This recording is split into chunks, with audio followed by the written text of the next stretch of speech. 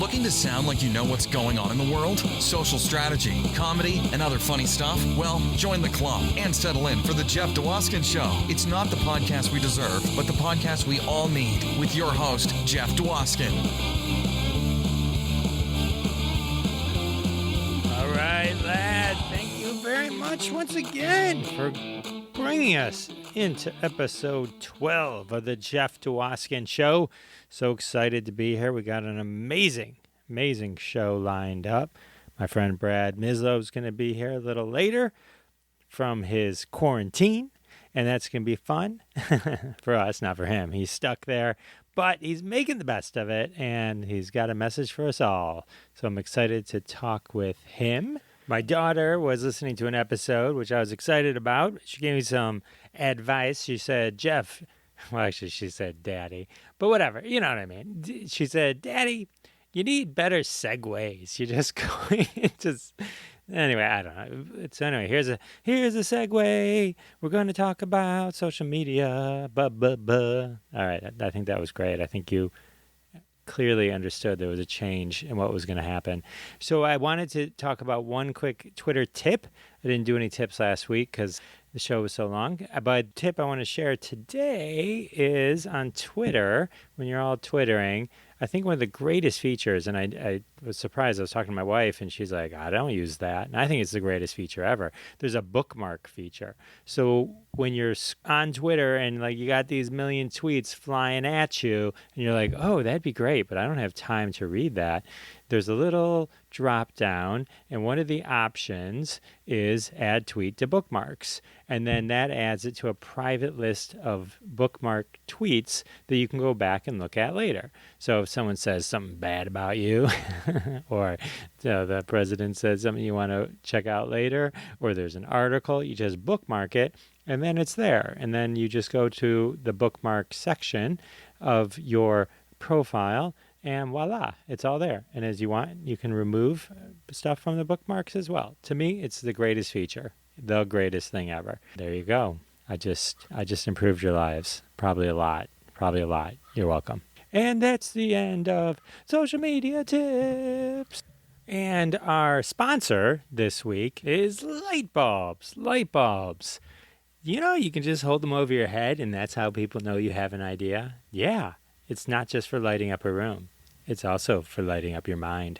Light bulbs. Can't thank my sponsors enough. They're the reason we're able to do this week after week. Please support them. If you don't have any, please go and buy us some light bulbs. I promise you they're worth it, and you'll probably find a couple places around the house that you'll think is a great place to put a light bulb.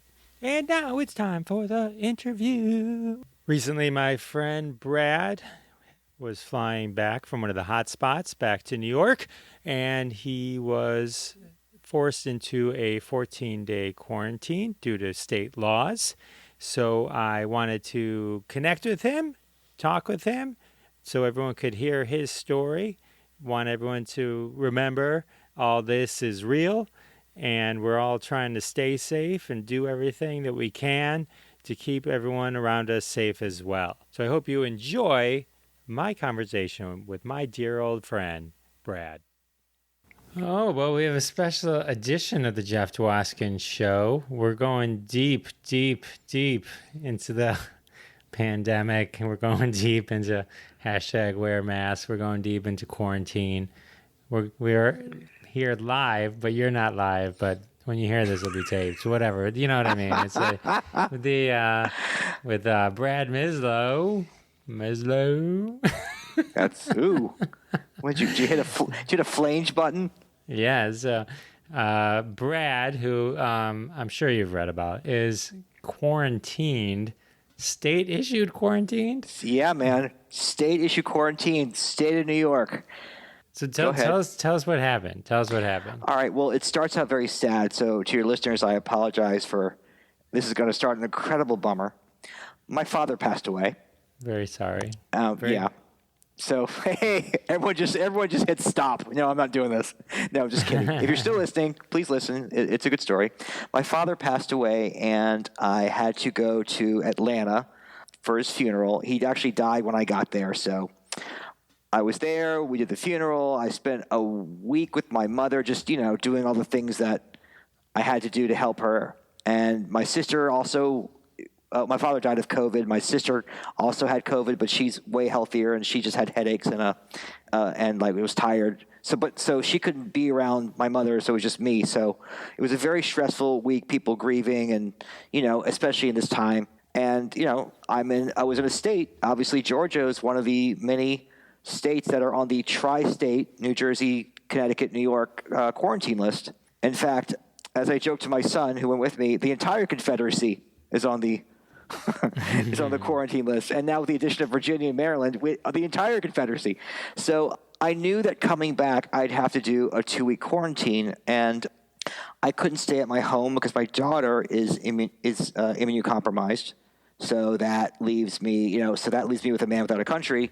And there's a program that New York City has. It's run by the Department of Health. You could Google it, check it up. It's New York. It's called the NYC COVID-19 Hotel Program, where if you're a resident of the city of New York and or a healthcare worker and you cannot quarantine at home, they have a hotel, which is the beautiful LaGuardia Plaza in Elmhurst, New York, Queens, for those of you who don't know your NYC geography, where you can stay for up to 14 days, whether you're sick or not. I was tested when I was in Georgia. I tested negative, and my son tested negative. But once we hopped on the plane, the clock starts over. So if you're flying here to New York in the next probably who knows when, from any southern state or California, and I think Idaho and Arizona, a couple other states are on the list, you have to quarantine for 14 days, and I didn't have anywhere else to go.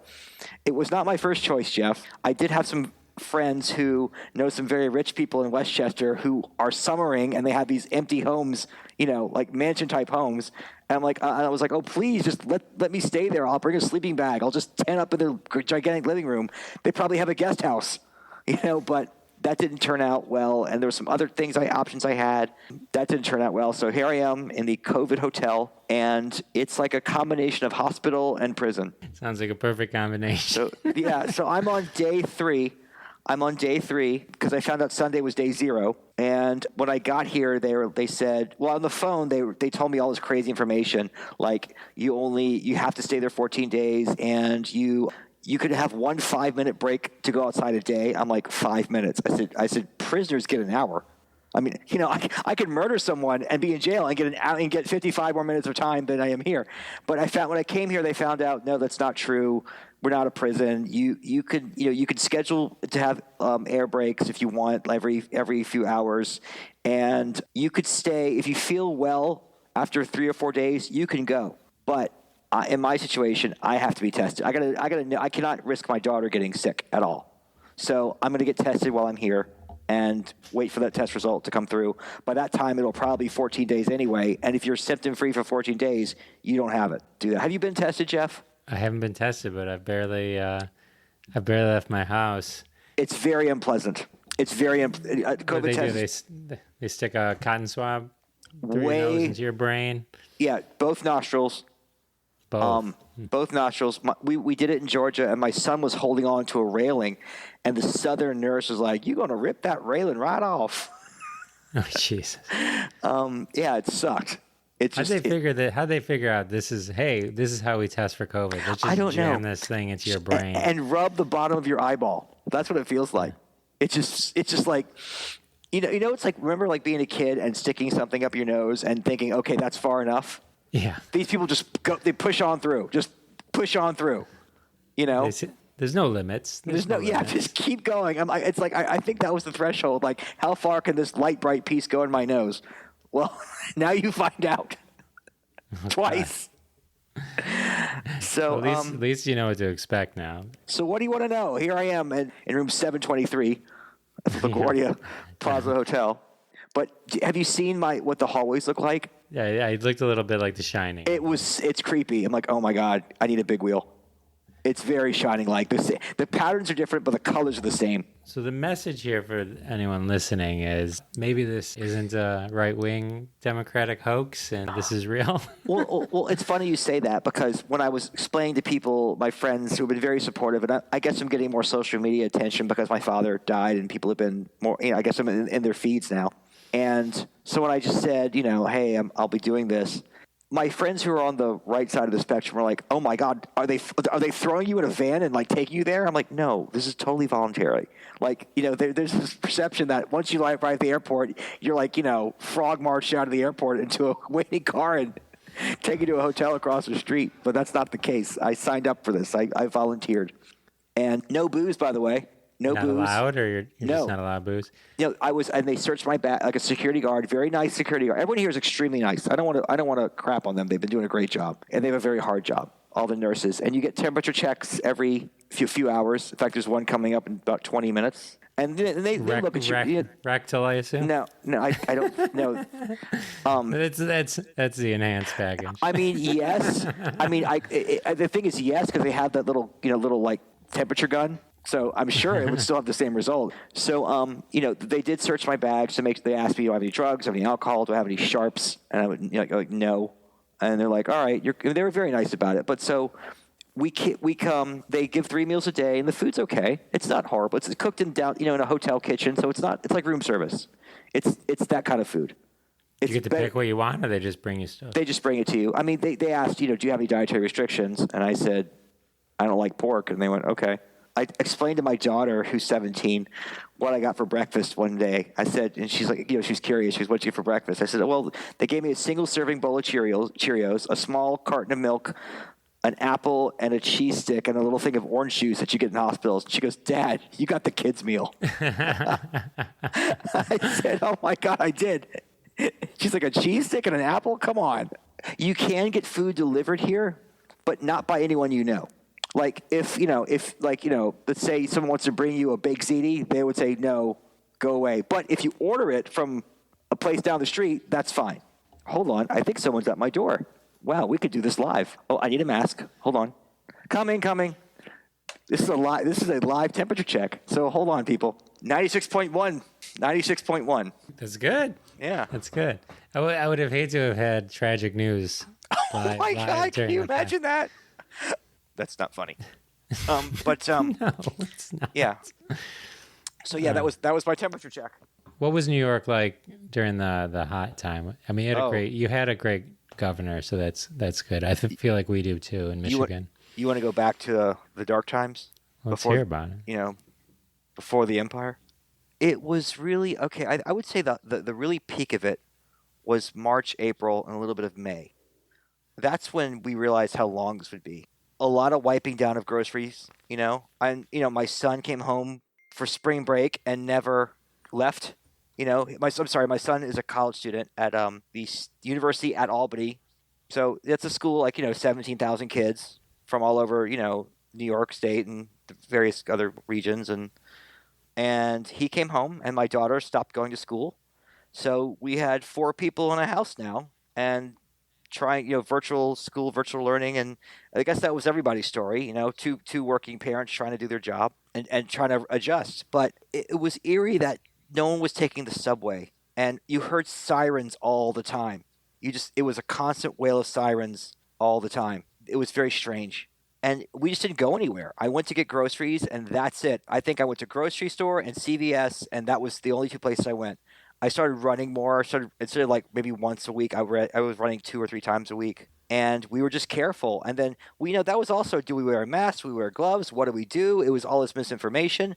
But we just knew that it was not the time to get sick. It was not the time to go to a hospital. It was not the time to, be near anybody. And then it was really, we were hunkered down. Just the sirens, though, just the constant sirens were just strange. And hearing and taking a walk on a Friday night or with my dog around the block. I live by this highway and there's no cars and no air traffic. No one was flying. And the air was cleaner. The air became very clean, and it was very. I mean, I'm lucky because I live in a neighborhood that's not like Manhattan, so I had some more space. I have a car. I had a little more freedom than say someone who lives in an apartment and can't leave. But it was odd. It was very strange, and now it's a little bit better. It's certainly not in the clear. You can't. There's no indoor dining, and I certainly am not stepping foot on a subway anytime soon or in an office building, even though I just flew, which I never said I would do, and which actually wasn't that bad. The flights actually weren't bad. It's just the knowing that you're coming back and having to quarantine. That I think was worse than the actual flight. The people on the flights were calm, and I know people like who are taking the subway, and they're like, oh, it's fine. It's it's not crowded at all. But I'm not doing New York. Yeah, New York was, and then also at the time, New Yorkers were telling the rest of the country, this is going to be you. This is bad, and the rest of the country was like, no. I mean, actually, except for Michigan, because I think that you guys, got hit hard like we did, but not, I mean, definitely you had higher numbers than the rest of the country. But now look at it. The country's a mess, and people were saying there was an editorial, I think by Brett Stevens, it said that America can't live by New York's rules because it's easy to dump on New York. It's easy. It's fun. It's easy and it's fun. But like someone reposted that on Twitter back to the guy who wrote it and said, I guess this didn't age well very well. Just because you don't have subways and a crowded city doesn't mean this thing won't spread. Because people are still close to people at some point. Yeah, even in Michigan, at one of the colleges, a bunch of kids went to a bar, and boom. Or you go to a pool party and there's a super spreader, which could be a kid who doesn't even know he has it. So it's so, people were getting nutty. People wanted this to end too soon. The first time I stepped foot in Manhattan was June. I drove because a friend of mine was like, let's take a social distance walk. I'm going crazy. And this is a childhood friend of mine. She's actually in media. She's on NPR. She's like a semi-famous person. So she's like, and we're childhood friends. So I met her for a walk in Central Park. And it was comical. I drove up to her building and parked right away, which is like what you do in sitcoms. It's like you never, I found a space immediately. And I'm like, well, and I got there 20 minutes early because I left, I left with more time. I'm thinking, okay, I guess I'll go to the bank. We ended up taking a walk in Central Park, and it was amazing how many people weren't wearing masks. I would say half the people weren't wearing masks. This is June. And that really disturbed me. And we were walking past people who were hanging outside bars, like they were serving, the bars were open to serve outside, which is what you see now, along with outdoor dining, and nobody was wearing a mask, I guess because they were drinking. But still, that was disturbing to see. Yeah, it's the same here. It's hard to go places, and I'll look the other way. I'll hold my breath. People aren't wearing masks. Right. I love wearing a mask. I mean, I like to be able. You can do funny things because like you can make faces at people and they don't know it, and right. I think there's a lot of benefits to it outside of the health. Well, sure. I mean, also like how genius is to have a Darth Vader mask or it's so brandable. You and I are in communications. This is a great branding. Someone's going to make a lot of money if they're not already. So on the flight back to New York, there was a family, and nothing enrages me more when I see a prepubescent or a pubescent teen with like a Trump shirt on. I'm like, you don't know crap. I think they do it because they know it pisses people off and they like it, but they have no idea what it means. And also probably because Daddy likes Trump too. It's just to me like a recipe for disaster. So this kid was on the flight. And he had a Trump 2020 mask on. And I just wanted to say, I bet the irony is lost on you. But I doubt this kid knew what the word irony meant. So, and I didn't want to start an international incident on a plane. All right, so what are you doing? You playing a lot of solitaire? And then just eating and sleeping in solitaire? Well, I'm dipping my toe back into work. I'm a creative director for an ad agency. And, they've been great about taking a lot of time. But since honestly, work is something to do. I need to get that back in my life. So I've been listening in on meetings and slowly getting involved into projects. I have my guitar here. I have a Mexican Day of the Dead coloring book. I forced myself yesterday to read an actual print publication. So I actually sat and read. And I have a book here I can crack open too. People have been great about suggesting streaming some shows. I haven't got that. That to me is a time suck. I just to do it. Once you get sucked in a series, you're in that series now, and it's just. So I haven't done that yet, even though I'd love to. Would love to write something. I pitched an article idea to New York Magazine to see if this has any kind of story idea to it. I'm calling a lot of friends who checked in because this is a very tender time right now with my father passing. So I've been checking in with my parents and my sister and. A lot of friends have come out of the woodwork I haven't talked to in years, and that's been nice. That's been like the best thing ever to really connect with people. I know, Jeff, you lost your father, and I bet that was, I get it. I get how hard that was, and it's tough, especially if you had the same relationship that I did. I don't know if you did. I'm guessing you did because you seem pretty functional and normal and happy, and obviously Yes. your dad did a great job. It's been 4 years. July 6th, 4 years ago. Yeah. So, Wow. Fuck July, man. Ooh, can I say that? Horrible month, July. What else have I been doing? I've been trying to stay, I've been streaming a lot of Fish, the band. Sorry. They have this concert series. They play a new concert every live stream, an old concert from their video archives. Those are like 3-hour jaunts, so that takes a long time to get through, either as background music or watching it. Oh, for those of you with HBO Max, there is a rebooted Looney Tunes series. Have you heard about this? No, because HBO Max isn't on Roku or Amazon, so Oh. I have HBO Max and can't watch it. Well, hold on. HBO Go is going to be absorbed into HBO Max. So Okay. Roku better get its act together. I guess because they had HBO now. They had too many HBO apps.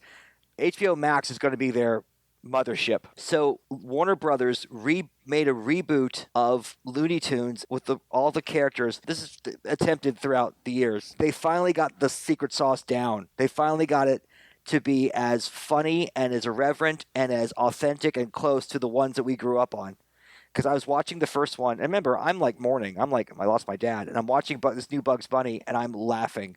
It is so funny. I totally recommend you, and they're very short episodes. They're like 2 episodes on a series, and they're very authentic to the time. They still drive like old cars, and the jokes are still rapid fire. They're probably a little more sensitive than they were then, but at one point, I think Porky Pig holds up a phone because he's like in a fire truck to give directions. But it's funny because he ends up giving 4 rights, which goes back to where they were. So but it's no, it's really done well. I recommend if you need a laugh and you love the Warner Brothers cartoon, they did it right, and the voices are great too. They get the really good voice people.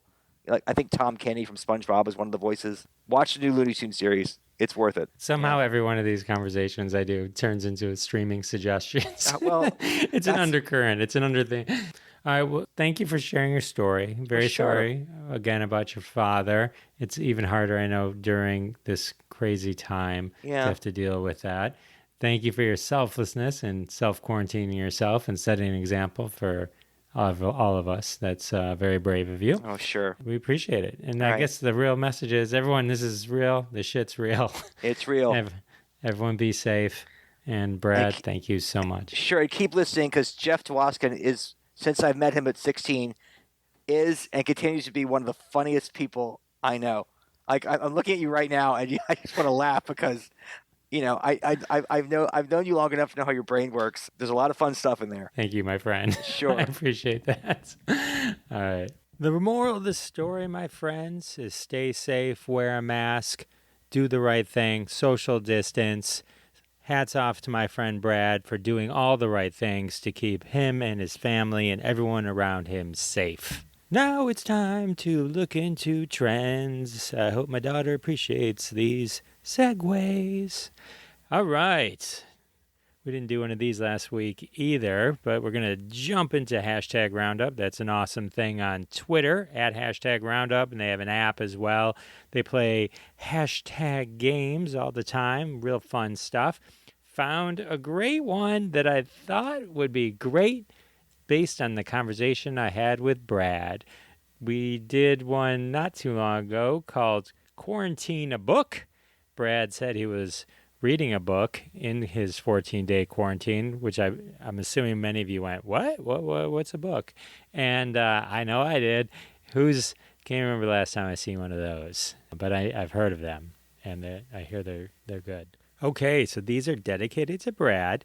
This is hashtag Quarantine a Book. It was done by Jody back in March as a guest game on hashtag Roundup. So I'm going to read some of these and then I'm going to retweet them, and they'll be on my Twitter at Jeff Dwoskin Show, so you can check them out. Here's some for Brad, who when he hears this is still going to be in quarantine, and he can check out these books. Gulliver's Travels to the Kitchen. For Brad, that could be like the mini fridge. Here's one. The Old Man and the Sequester. That's pretty good. Outbreak Twist. Instead of Oliver Twist. All right. How to Avoid Friends and Socially Distance People. All right. These are great books for quarantine. Diary of a Homeschooled Kid.